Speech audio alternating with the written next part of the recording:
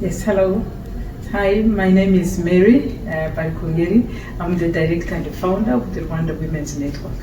Rwanda Women's Network has been existing since 1997 in the post-genocide Rwanda, and we've been implementing a program which is a very community-based program. Our areas of work focus mainly on leadership and health for women and girls, and looking at the gender-based violence and response, governance and leadership. And as a networking organization, evidently we do a lot of community networking and advocacy, and we graduate our advocacy at the national level to be able to give the grassroots women a voice.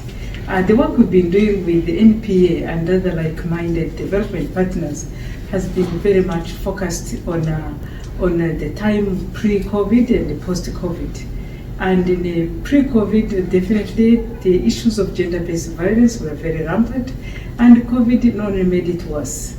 And what we did mainly during the COVID in order to mitigate and to bring the women was mainly to do a lot of awareness raising, to also give the equipments, materials, and also be able to support them, especially those who are very vulnerable, women, especially widows with disabilities, to give them food for support. And here I really want to be very thankful to most of our development partners, because they were very flexible in allowing us to change the focus of our programs. Other than that, we've been very much involved in continuing to address issues of gender-based violence, and the Rwanda Women's Network has taken a very aggressive move to promote safe spaces for women, of which safe spaces for women are giving women opportunities to interact, to engage, and to eventually be able to find a solution to their issues. And in finding solutions, of course, that's where we are looking at women in leadership, also being able to focus on issues on how they can eventually engage at the leadership level, so that they can also be able to be the decision makers for their own issues. And in such a spaces, of course, we've come to realize that such a space also gives women opportunities to solidify themselves, to develop their capacities of engaging, their capacities in economic gains, their capacities in solidarity building. And in all this, it gave us the opportunity to know that women have powers to change. And over time, we came to realize the importance of bringing men on board. So we started a program of couples, of which program we call it health relationships, so that we can bring couples in understanding the importance of home shared responsibility and the values it brings to their families, and not only to their families, but also to their communities and the country at large, both relationship-wise and also economically.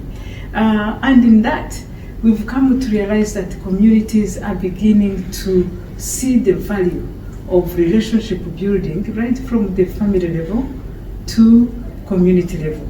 So our community facilitators, both men and women, are now starting to engage the government spaces. Those who created government spaces will create women and men facilitators who go to such spaces with the knowledge, especially even young girls and young boys, on issues of sexual reproductive rights. And with that, it has definitely increased even the conversation around generational challenges. Generational challenges are very rampant, and so we came to realize that by bringing them all in the same space, couples, mothers, fathers, young people are able to discuss even issues that are taboo because of our cultural values. In those cultural values, we are coming to realize that we are better off by opening up to speak on sexual matters that in the past we never could dare utter to talk about among our young people. So with that, I hope it has given you a sense of what we are trying to do in our communities, and also how we are bringing issues through our SDG 5 forums in order to engage the policy makers, so that we can be able to advocate, influence, to see change in our communities. Thank you.